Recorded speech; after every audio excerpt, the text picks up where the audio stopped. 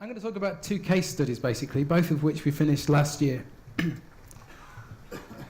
Okay, so they're very different. The first one is in a museum across the road in the M Shed, and it's called Moved by Conflict, and there's a virtual reality installation that's part of the exhibition. The next thing I'm going to talk about, I think Dan asked me to talk about this just because zombies are cool.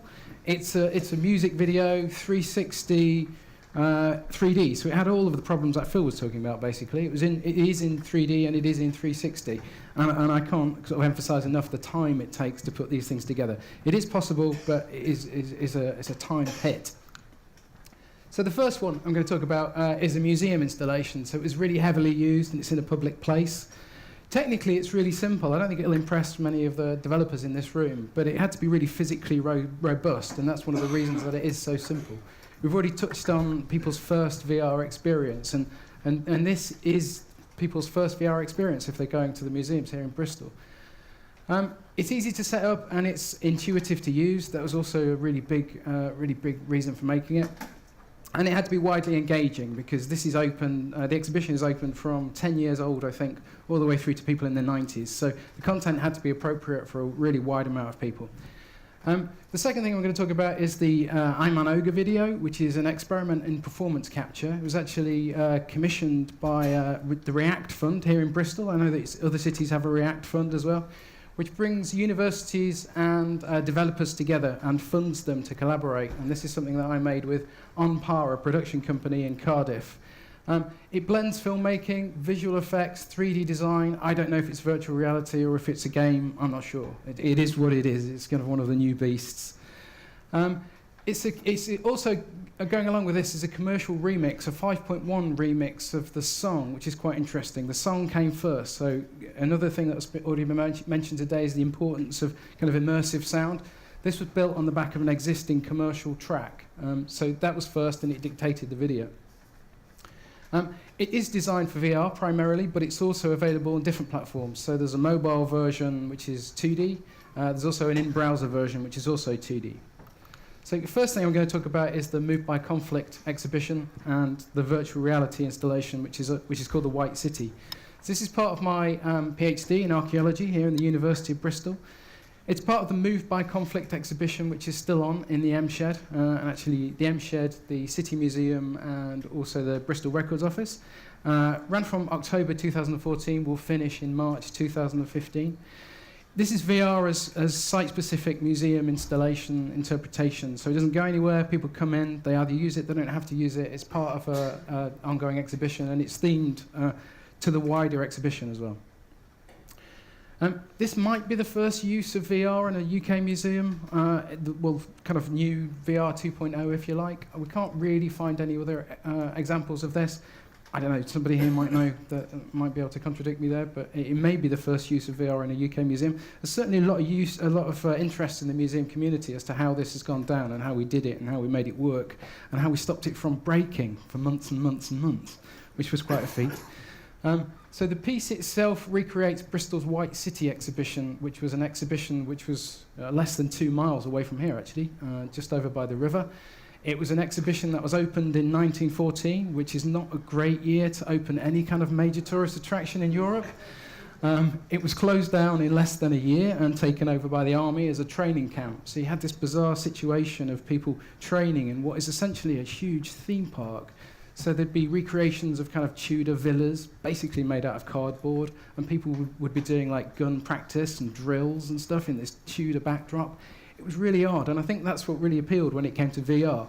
The actual original was really, really odd and kind of a strange immersive experience, and so is the virtual reality version that's in the museum. So this has had an amazing amount of people using this. It's estimated, this is probably quite old, it's probably closer to 2,000 people that have used this. Majority have been school groups, because they're kind of typical for museums. Museums have a lot of school pupils going through, kind of 10 to 16 years old, but at holidays and weekends, all kinds of people have used it. So technically, as I said, it's really simple. It takes the form of a 4-minute journey by boat, which crosses the river, the local river, and the Avon.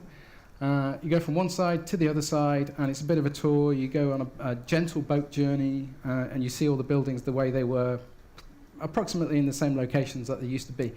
There's nothing left of the White City above ground here in Bristol, unfortunately. So this is really telling people what used to be there as accurately as we possibly could.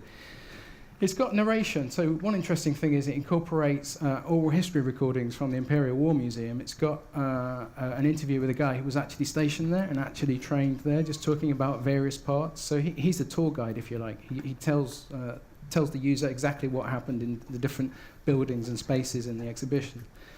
It was built in Unreal Engine because at the time we had some problems with Unity. It integrates video. You can see a couple of people in the boat there at the front.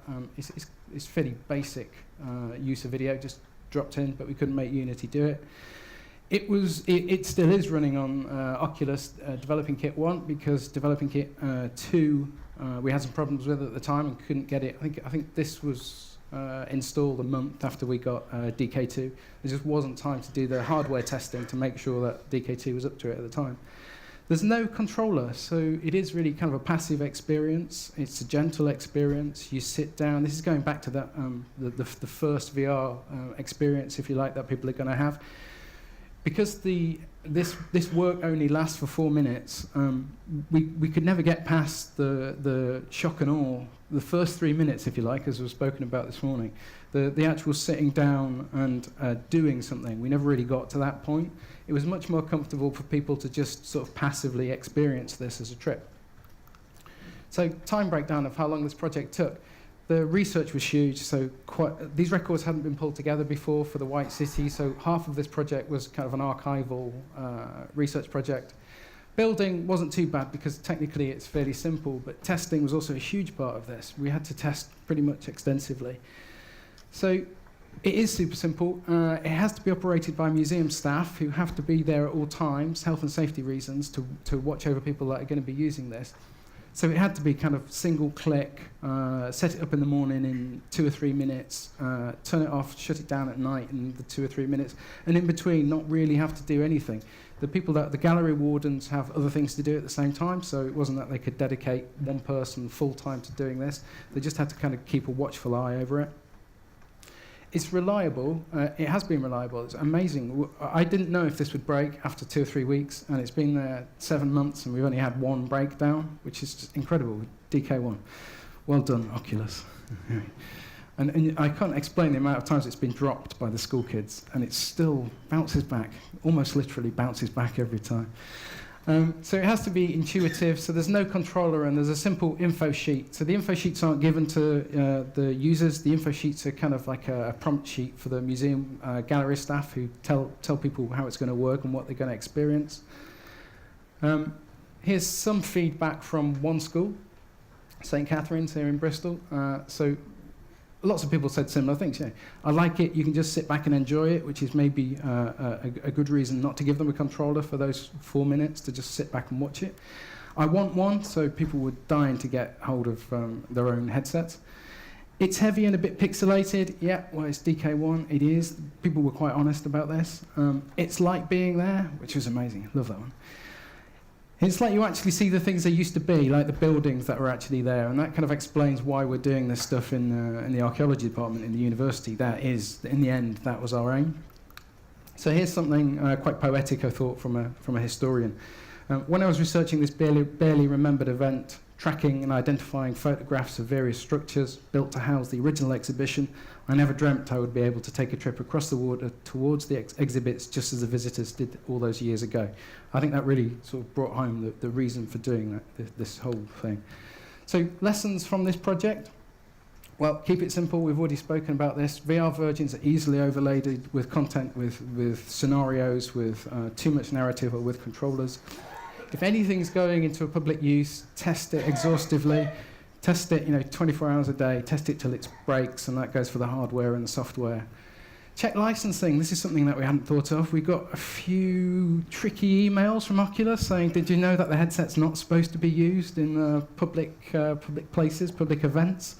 It was only really the fact that this is part of the research with the university, I think, that saved us there. So check those licensing terms, and they come with your headsets. Maybe then it's better for us to turn to the open source virtual reality project in the future. I don't know, keep an eye on that. Probably there's quite a few people here keeping an eye on that. It could be quite exciting if it really comes to it. So that's the museum project. I'll talk briefly about the collaboration with Umpire in Cardiff and the zombie music video. So we had this idea over a few beers, which was now would be a great time to do a 360 3D virtual reality music video. Yeah, we didn't really see the amount of work that was involved. It has worked out well, I have to say, but it was really incredibly hard work. So it was the first attempt at VR performance capture for the university, and that's why we were interested in it. We really do want to do stuff like the kabuki theatre. We want to capture that. We want to capture traditional folk performances. So this, for the university, that was the focus, was the can we capture performance meaningfully now, and can we represent it back in a virtual reality world? So it's a music video made for the Welsh band Little Arrow. It could be the first 3D, 360 stereoscopic with surround sound. I think if you put enough technical descriptions in there, it's bound to be the first, isn't it? So let's say it's the first. It was done for multi-platform delivery from the off, so there was always an idea that it would be virtual reality first, and then there would be other ways of watching this. And it was made for a budget of approximately nothing. Okay, so I'm happy to talk about the technical side with anybody who is as boring as I am, but basically I'll just skim over it now. It combines video and visual effects and the 3D elements. The environment is modelled and rendered in strip formats, which is it's 360 equirectangular 3D environment.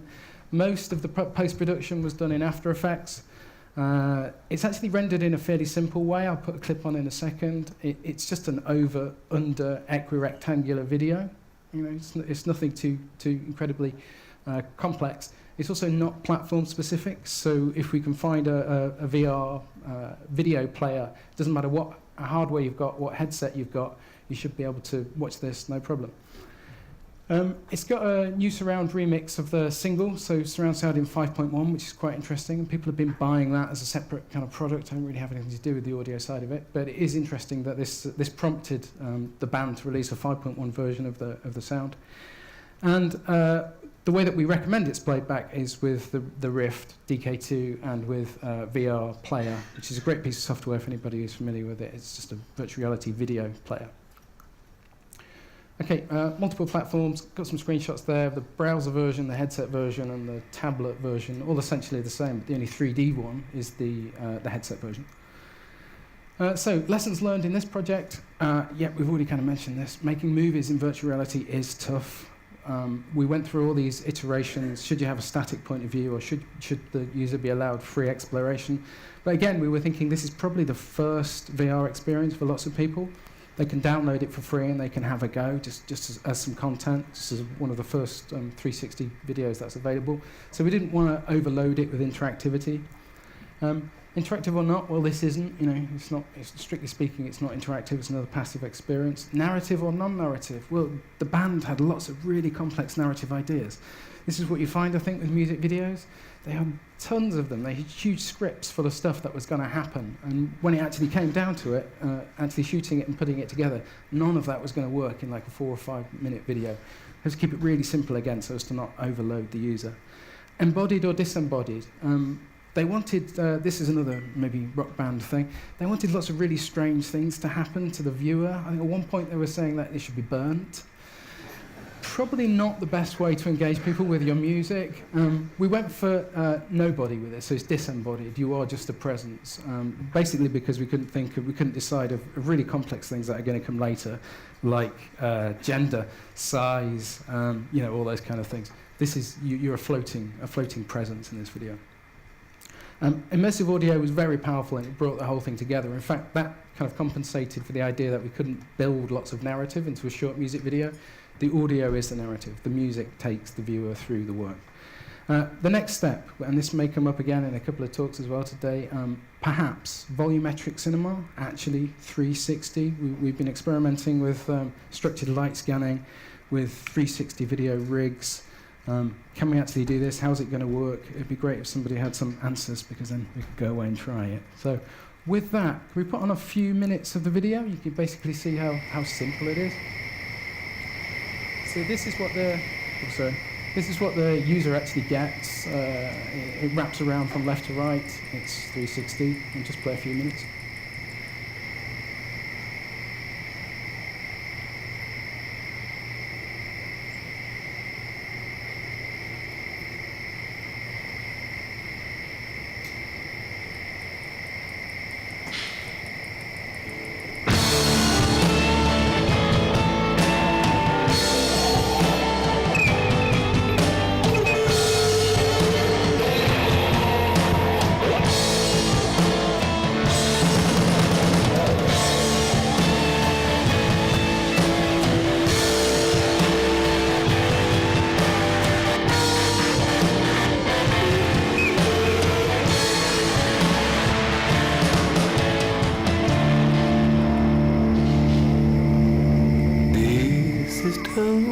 Common sense, do you see this ogre on the fence?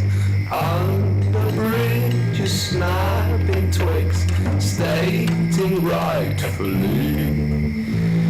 He's got all his hair intact, his skin is green, his bruises are black, and on his purple eyelid spat, the words promote some say.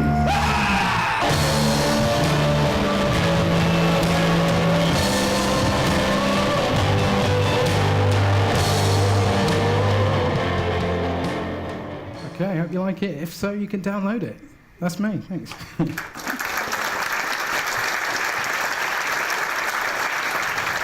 Brilliant. So thanks for this one. I'm going to try going over here so I'm not staring for light. Did anybody have any questions? It's the first time not. Ultimately, oh, fantastic. Yeah, the one person with their hand up. Oh, is there? Oh, sorry, I'm being rubbish at spotting these hands. Go for it. You said the budget was roughly zero. I mean, can third parties access, I guess, the university technology that was used to record the green screen and so on? Or was it zero budget to you, but was it zero budget to other people? No, the React Fund only paid for kind of the time for, it bought out some of the academic time, stuff like that. So, yeah, it was all shot on. I think the green screen is actually just some fabric bought from the fabric shop, I think. The production company had it kicking around in the back room somewhere. There was nothing really in terms of software. It is really just a big video. But I guess you had some specialised kit, like for cameras. I think it was shot on 2 identical digital SLRs, so Okay. it's not the kind of a wraparound 360. I mean, the people are shot in 3D, but the environment is CG, so you don't need to do stuff like the GoPro 360 rig. Thanks. Cool, nice one. And there was one more hand up. Where is that hand?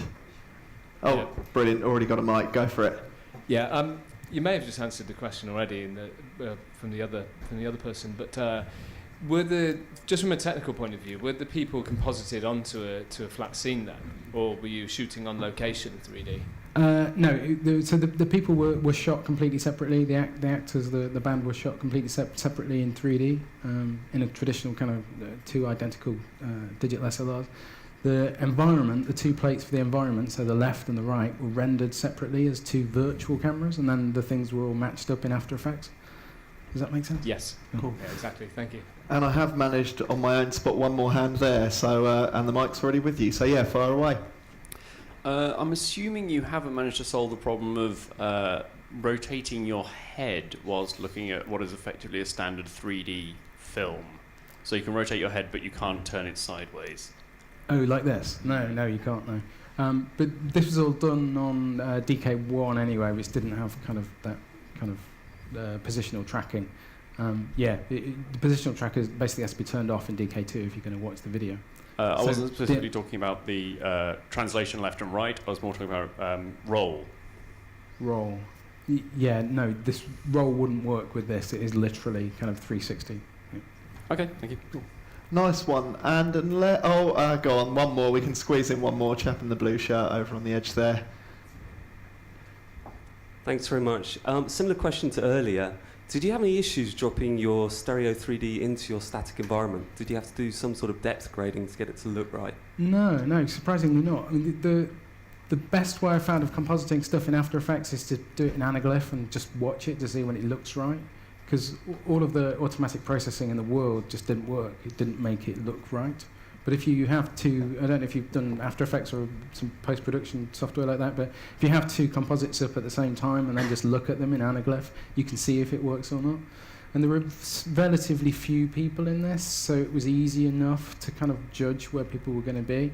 It was surprisingly easy. I thought that that part was going to be a complete nightmare. It was surprisingly easy to drop the stereoscopic video onto the two rendered 360 environments. The audio was one of the most nightmarish things. So it's 5.1, which starts as a mix from the starting point, and then the sensors on the headset calculate the differential when you move. So you listen to the drummer, for instance, you turn around and the drums become louder. So that kind of audio tracking, decoding from a regular 5.1 track was a bit of a nightmare, but it works. Right, we better make that it. So other than that, just to say thank you very much.